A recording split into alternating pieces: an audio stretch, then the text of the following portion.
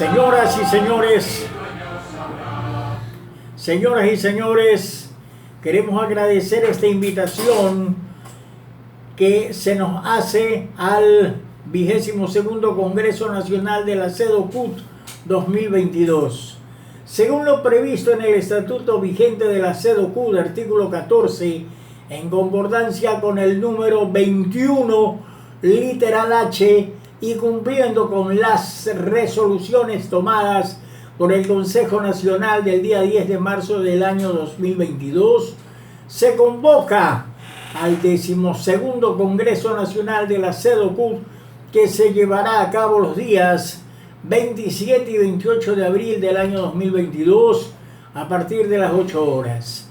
El mismo se realizará en forma virtual y presencial en un lugar por confirmar con el siguiente orden del día. Atención, primero, bienvenida por parte del presidente de la organización provincial.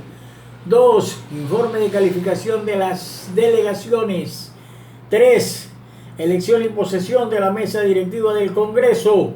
4, informe de gestión del presidente nacional de la CEDOCUT al Congreso en pleno. 5, designación y trabajo de comisiones. 5.1, análisis del informe del presidente nacional. 5.2, análisis de la situación política laboral nacional e internacional. 5.3, discusión y actualización de la línea política y clasista de la CEDOCUT. 5.4, análisis del informe del vicepresidente de Finanzas. 5.5, posición de la CEDOCUT frente al gobierno nacional. Punto 6, plenaria. 7º, comisión de acuerdos y resoluciones. 8º, lectura de informes. 9º, elección del Comité Ejecutivo Nacional periodo 2022-2026. Atención a las siguientes consideraciones. El Congreso se integrará de conformidad con el artículo 15 de la siguiente manera. A, miembros del Comité Ejecutivo. B, la máxima dignidad de las federaciones provinciales o sus delegados elegidos en Asamblea Provincial. C, la máxima dignidad de las federaciones nacionales, profesionales o su delegado elegido en Asamblea General. Se firma esta convocatoria en la ciudad de Quito por parte de la Confederación Ecuatoriana de Organizaciones Clasistas Unitarias de Trabajadores, CEDOCUT, creada con acuerdo ministerial 164, registro 03. D, la máxima dignidad de los sindicatos nacionales o de las federaciones nacionales de la misma empresa o institución o su delegado elegido en la Asamblea Nacional. E, la máxima dignidad de las federaciones o uniones cantonales o su delegado elegido en Asamblea General. F, los delegados de las organizaciones de base, esto es obreros, campesinos, indígenas, poblacionales, autónomos y demás, se designarán de acuerdo con la siguiente escala. Atención, hasta 100 afiliados cotizantes, 2 delegados. De 101 a 200 afiliados cotizantes, 3 delegados. De 201 a 300 afiliados cotizantes, 4 delegados. De 301 a 400 afiliados cotizantes, 5 delegados. De 401 a 500 afiliados cotizantes, 6 delegados. De 501 afiliados cotizantes en adelante, se contabilizará un delegado más por cada 50 afiliados cotizantes. Las y los representantes legales de cada organización sindical remitirán a la Secretaría Nacional la nómina de delegados o delegadas, adjuntando el nombramiento actualizado otorgado por el Ministerio del Trabajo y el número de afiliados a las organizaciones. En el caso de las organizaciones sociales, pequeños comerciantes y las asociaciones campesinas, entre ellas, deberán adjuntar el nombramiento de acuerdo a la institución que los legalice. De igual forma, el número de socios. Se recuerda que este es un requisito legal que exige el Ministerio del Trabajo para la legalización del Comité Ejecutivo. El óptimo desarrollo del Congreso radica en la máxima participación y compañerismo que caracteriza a las y los compañeros filiales, por lo que solicitamos su participación activa en los debates y resoluciones.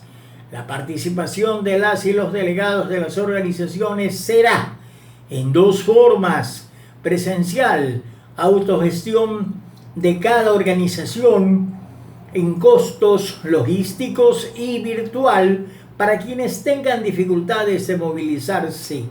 Todas las delegaciones deberán inscribirse en la forma y fecha señalada. Importante, requerimos la conformación de las y los delegados antes de este viernes 15 de abril del 2022, de manera que se pueda coordinar la logística requerida. La información se receptará a través del correo electrónico. Atención, anote: presidencia cedocut, todo unido, minúscula, presidencia cedocut, todo unido, minúscula, @gmail.com. Firma atentamente Mesías Tatamuels Moreno, presidente nacional de la cedocut. 12:13, 12:13, es Radio Cristal, que les está presentando su programa radial, La Voz de los Trabajadores. Y como todos los sábados empezamos, oyentes del país, con nuestra nota editorial. Ya está con nosotros nuestro editorialista de todos los sábados, el doctor Juan Enrique Vareles Cabrera, profesor de la Cátedra de Derecho Laboral de la Facultad de Jurisprudencia de la Universidad de Guayaquil, asesor jurídico de la Sociedad Hijos del Trabajo. Ejerce actualmente la vicepresidencia nacional de la Confederación Ecuatoriana de Organizaciones Clasistas Unitarias de Trabajadores, CEDOCUT. Con nosotros nuestro editorialista doctor Juan Vareles Cabrera con el tema la opresión de los trabajadores. Doctor Vareles, adelante. Muy buenas tardes. Muy buenas tardes, Pepito. Muy buenas tardes, estimados oyentes de Radio Cristal. Esta es La Voz de los Trabajadores, que se transmite todos los días sábados de 12 a 1 de la tarde. Es auspiciado este programa por la Sociedad Hijos del Trabajo. El editorial del día de hoy es relacionado justamente con la Semana Mayor. Para los cristianos, para los creyentes, es importante, para todos los creyentes y el mundo entero, esta semana conocida como la Semana Mayor. En realidad no es solamente un tema que es de reflexión y por supuesto de mucho contenido, nuestro tema sobre la opresión de los trabajadores lo tomamos de los comentarios bíblicos producidos por el proyecto de la teología del trabajo. Y nos referimos justamente al apóstol Santiago el Mayor, que regresa al principio de que el trabajo debe atender necesidades de otros, o sea, el trabajo dependiente. Sus palabras al comienzo del capítulo 5 son severamente críticas. o sea, tienen un gran contenido social y religioso. En él les advierte a los ricos de la siguiente manera. Escuchen, compañeras y compañeros. Dice el apóstol Santiago a los ricos: llorad y aullad por las miserias que vienen sobre vosotros. Se refiere a los ricos. Aunque puede que el oro en sus bodegas, o sea, en los bancos, y las batas en sus closets de lujo, luzcan tan brillantes como siempre.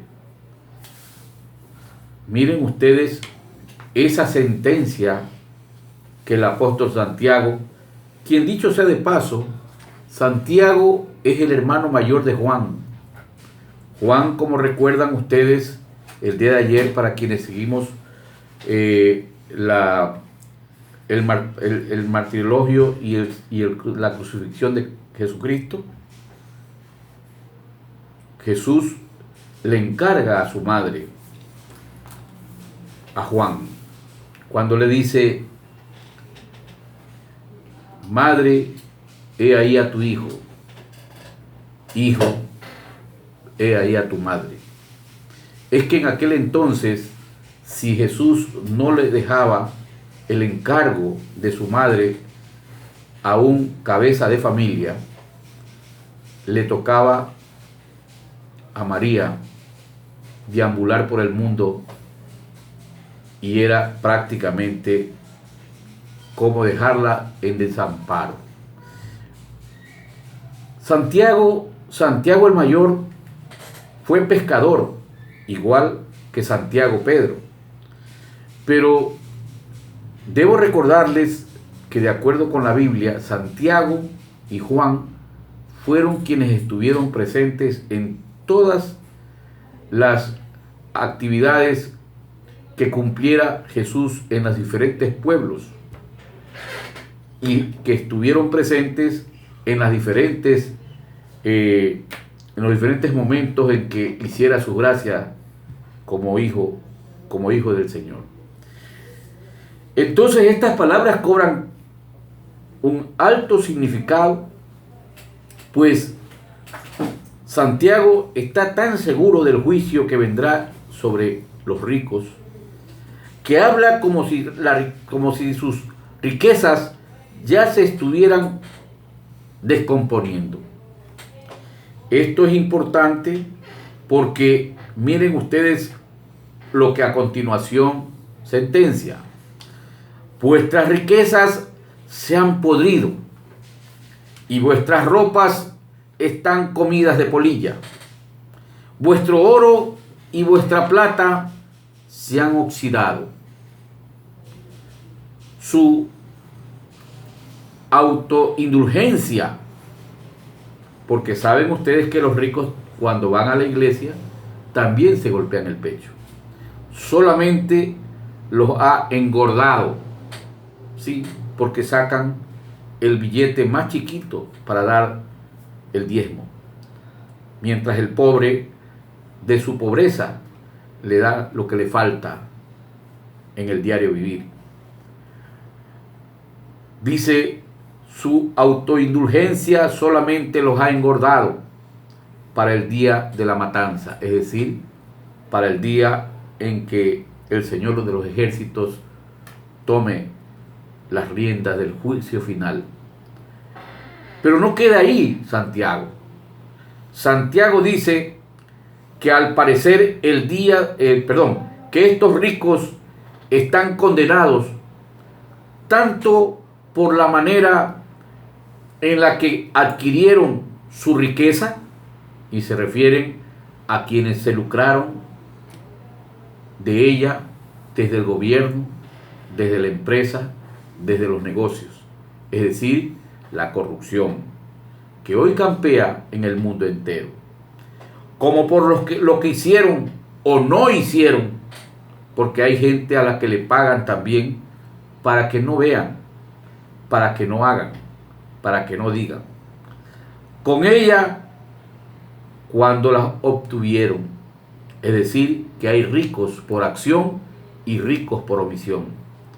Santiago hace eco del Antiguo Testamento, cuando los vitupera por sus prácticas de negocios injustas, y les dice: mirad el jornal de los obreros, mirad el jornal de los obreros, que han cegado vuestros campos y que han sido retenidos por vosotros.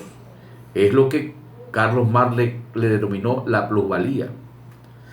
Clama contra vosotros, es decir, el clamor de los segadores, o sea, de los obreros, ha llegado a los oídos del Señor de los ejércitos. Qué manera tan directa de decirles explotadores. Santiago el Grande compara con el dinero que debían estar en manos de los trabajadores, se encuentra entre los fondos de los ricos, es decir, que se apropian del dinero de los pobres. Y allí se queda, ya que acumulan sus riquezas e ignoran a los necesitados a su alrededor. Ese es lo que nosotros le llamamos la inequidad, la desigualdad del reparto de la riqueza. Por eso es que hay unos puñados de ricos y habemos una gran legión de los pobres. Y ahí debemos recordar lo que dijo Jesús en uno de sus encuentros con los teólogos de la iglesia, que más fácil será pasar un camello por el ojo de la aguja que los ricos al reino de los cielos. Qué sentencia para aquellos que amasan la fortuna a pesar de que ella está empañada de sudor, lágrimas y hasta de sangre. Acusan a estos dueños de tierras ricos de abusar de su poder. Se le debía un salario a los trabajadores, pero los ricos y poderosos encontraron una forma para no pagarles. Es decir, que hacen leyes para no proteger al trabajador, sino para disminuir sus ingresos, como acaban de hacer el gobierno nacional cuando no le da paso al mejoramiento de los salarios de los maestros. Pero los ricos y poderosos encontraron una forma para no pagarles y sin ser castigados por el sistema legal, porque ellos hacen el sistema legal, porque ellos son los que decretan las leyes, y entonces abandonan al pobre, lo hacen a un lado. A menudo los ricos y poderosos tienen la capacidad de trastocar el poder judicial, y es increíblemente fácil ejercer el poder de una forma injusta, sin siquiera reconocerlo. Los abusos de poder incluyen clasificar erróneamente a los empleados, o sea, que a unos les quieren dar una ley para los desempleados, para los que aspiran tener un empleo digno. No, a ellos hay que hacerle una ley que no tenga todos los derechos, o hay que ponerles una escala valorativa que les signifique menos salario, menos remuneración, menos sueldo. Entonces, registrar incorrectamente a los trabajadores en un nivel de competencia menor para pagarle menos a las mujeres y a las minorías como son los indios, los cholos, los negros, como son también los discapacitados. Es decir, las minorías por hacer el mismo trabajo de otras personas y usar a niños, sí, a niños, para trabajos que sean tan peligrosos como el trabajo en los campos, en la agricultura, en la pesca, en las minerías, trabajos realmente que son totalmente peligrosos, que los mismos adultos se rehúsan a realizarlos. Nunca se puede excusar el mal uso del poder solo porque es una práctica supuestamente generalizada. O sea, no porque eso se viene haciendo está bien. No porque eso se hace es lo correcto, es lo moral, es lo ético, es lo legal. Eso es injusticia.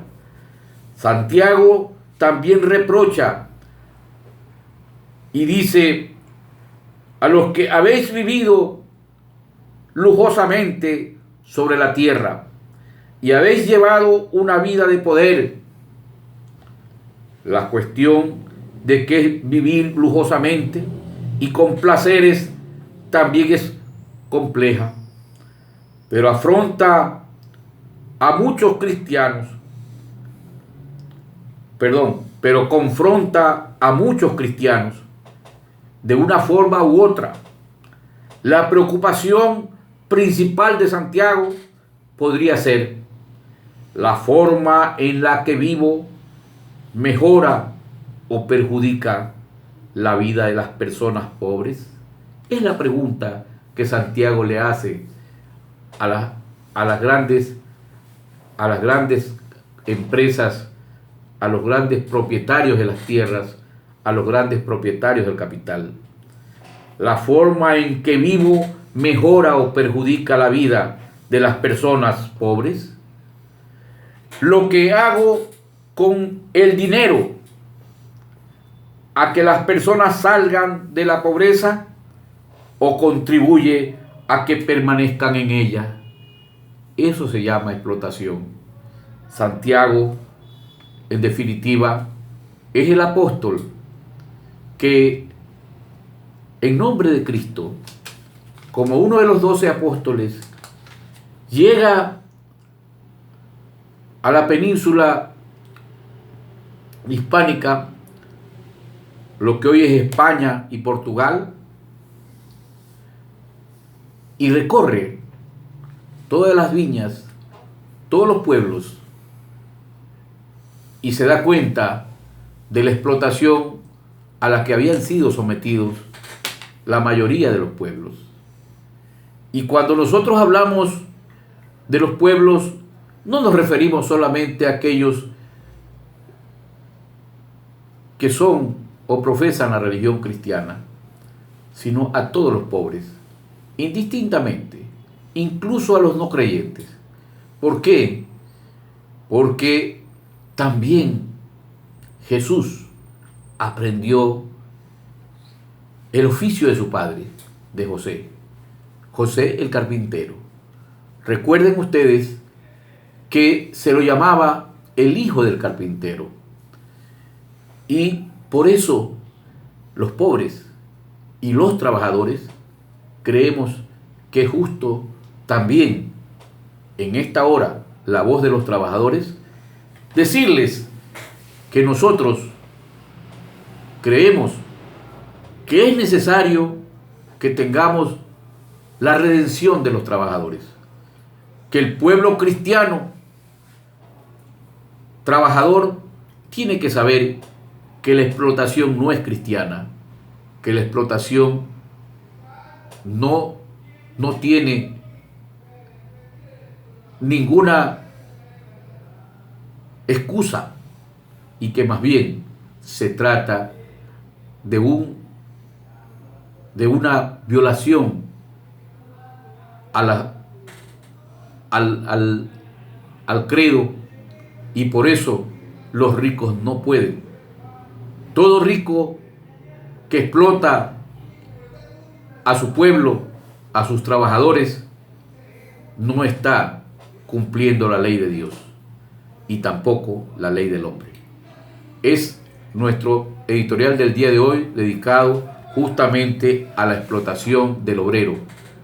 Es la fe y el trabajo. Muy buenas tardes, queridos oyentes. Hasta la próxima semana.